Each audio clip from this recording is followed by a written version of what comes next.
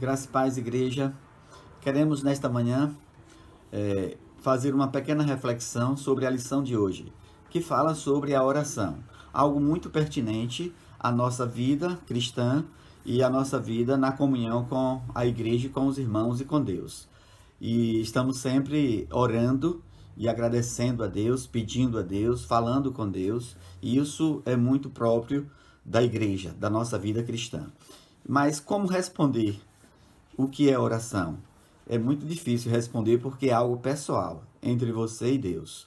Mas a partir dos ensinamentos de Jesus, nós podemos entender que a oração é feita de uma forma modelo, que Jesus nos ensina a fazer. Por exemplo, os discípulos estavam tendo algumas dificuldades para falar com Deus. E Jesus diz, olha, como deve fazer. Eu vou lhe dar aqui o Pai Nosso e a partir dessa oração, vocês podem também fazer a oração de vocês. Não como uma reza, mas como uma conversa com o nosso Deus, com o nosso Pai. E de acordo com a graça e a necessidade, você pode também falar com Deus.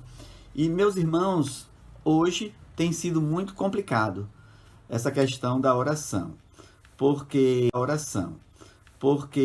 vivemos num mundo super moderno, onde a fé foi mercantilizada. E a gente sabe que hoje as pessoas misturam muito a palavra de Deus com o objeto do mercado.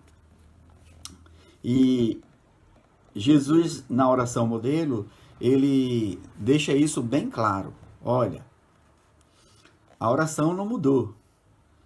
Não, a oração continua o mesmo. O que mudou foi a fórmula. O que mudou foram as pessoas que interpretaram e têm interpretado de forma distinta, bem diferente. Mas é necessário. Uma das coisas que foi pontuada por Jesus na oração modelo foi esvaziar-se e da multidão. Primeira coisa que ele disse, olha, é necessário que vocês entrem no quarto de vocês, fechem a porta e falem com o Pai em secreto. Vejam só.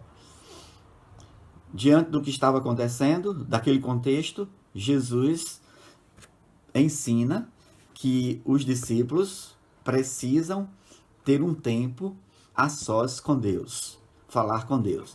Hoje tem sido muito difícil por causa da tecnologia, da comunicação.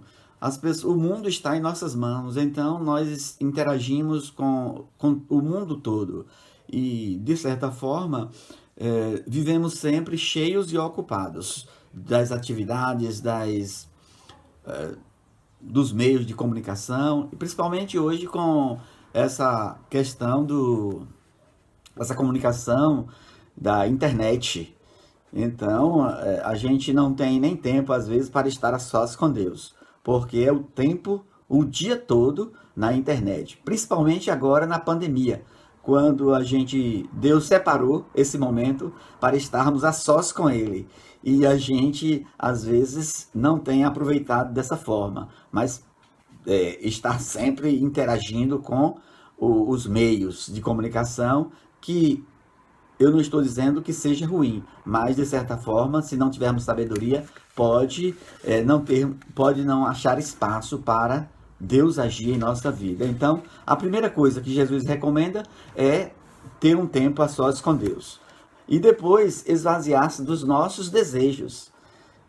Não sei se os irmãos lembram que quando Jesus estava naquele momento diante da cruz, de entregar realmente a sua vida a Deus, a morte, então ele diz assim, Pai, afasta de mim este cálice. Os meus desejos já não são mais os meus, mas serão os teus desejos. Que seja cumprida a tua vontade em minha vida.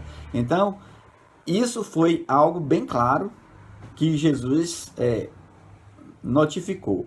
Outra coisa, a religião moderna criou o supermercado da fé, onde cada cliente deve ser atendido de acordo com os pedidos, com as suas necessidades, com a sua vontade, e infelizmente, isso tem acontecido. Outra coisa que foi pontuado nas colocações de Jesus é nós precisamos nos esvaziarmos de nós mesmos.